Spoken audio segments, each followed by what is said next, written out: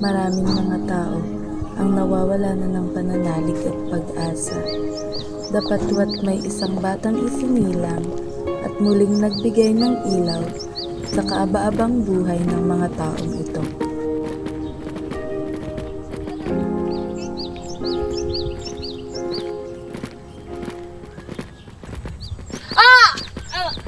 Tulong, tulong mga Ginoo, patulong po.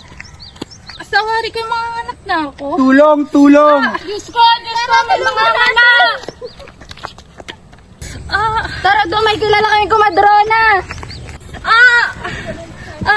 Kumadrona, tulong may mga anak. Bilisan nyo, hali kayo rito. Bilis. Dali. Ay, kayo na dito. Dahan. Apa.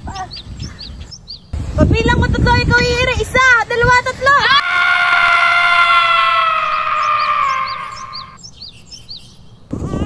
Ginoo, lalaki ko ang kapanan.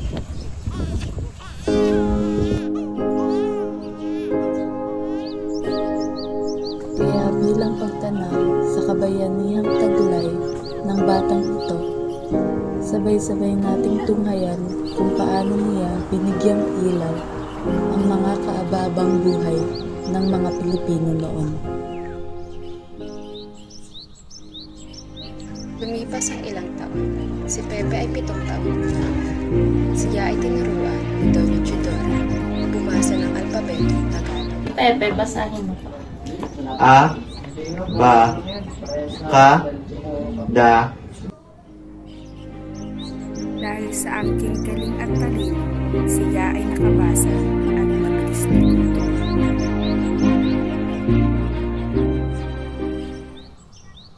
Lumipas ang ilang taon. Nagbingata na si Rizal at naging isang matipuno na Ginoo at magising na lalaki. Sa murang edad, nasaksihan ni Rizal ang kawalang katarungang pangyayari sa pamamagitan ng pagbitay ng 3 paring Pilipino, sina Gomez, Burgos at Zamora, na mas kilala bilang Gumburza.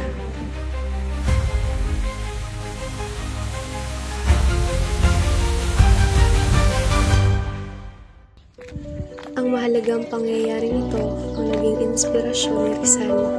Pinalalim nito ang kanyang pag-ibig sa bayan, Diyos, pamilya, katarungan, kalayaan, edukasyon at wika.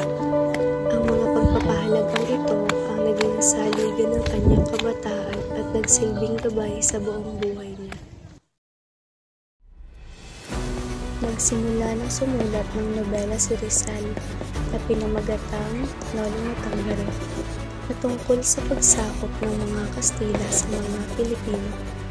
Nakasaad sa nobelang ito kung gaano kalupit ang mga Kastila sa mga Pilipino.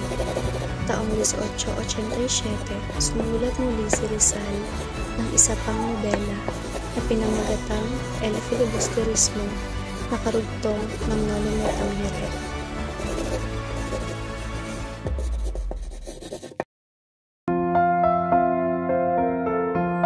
Unang nakilala ni Rizal si Segunda Katigbak, isang dalaga mula sa isang prominenteng pamilya. Sa kasamaang palad, naputol ang kanilang pag-ibigan nang tumulak si Rizal patungong Europa.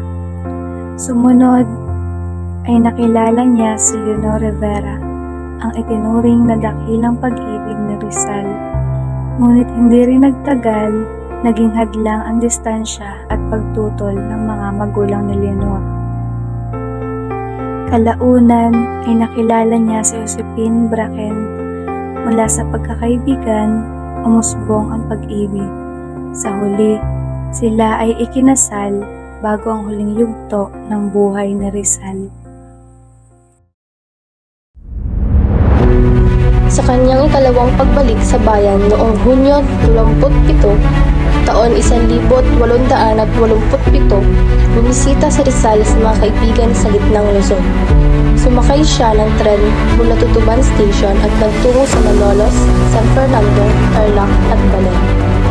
Ginamit niya ang pagkataong ito upang personal na makausap ang mga taga-suporta ng kilusang reforma at talakayin ang mga hamong hinaharap ng mga Pilipino.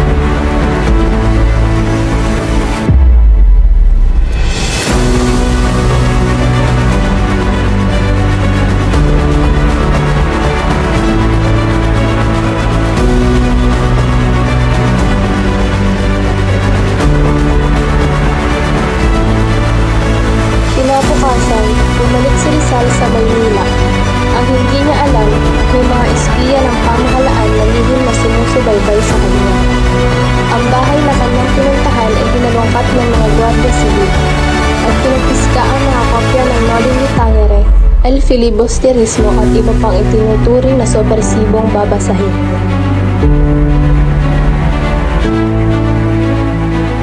Naisa publiko ang dalawang nobela ni Rizal, hanggang sa makarating ito sa mga Espanyol, at tila ba nabasa ng Kapitan General ng mga Espanyol ang nobelang iyon. At ito ay lubos na nagalit kay Rizal at nagutos dakpil. Talaga nga namang may kumakalaban pala sa atin sa pamamagitan ng dalawang nobela na ito. Aristena na persona Quesquibios estas novelas iday galas atemi. Masusunod po, General. Nadakip si Jose Rizal ng mga gwardiya sibil, habang ito ay naghahanda papuntang ibang bansa. At ito ay tinarap sa Kapitan General ng Espanya bago ikulong sa bilangguan.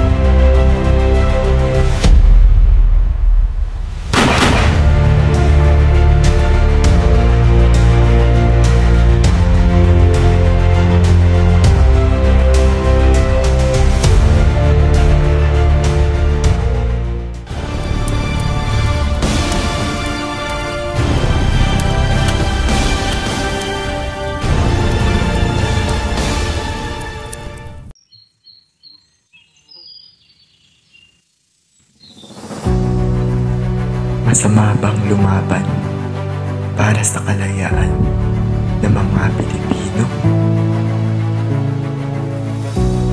Masama bang ipagtanggol ang bayan laban sa mga api at mga abuso? Masama bang magsalita para sa mga takot mga tuwiran?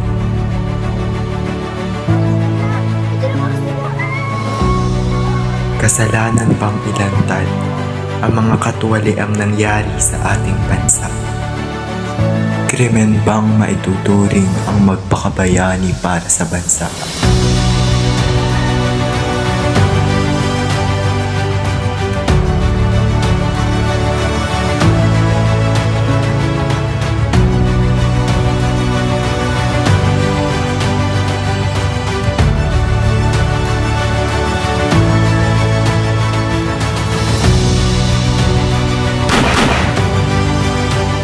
Ako, si Dr. Jose Protasio Rizal Mercado y Alonso Rialonda.